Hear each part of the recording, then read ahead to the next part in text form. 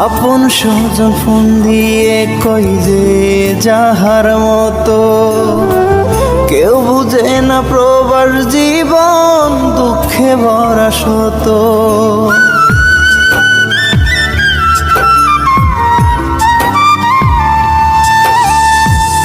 আপন স্বজন ফোন দিয়ে কই যে যাহার মতো, কেউ বোঝে না প্রবাস জীবন দুঃখে ভরা শত।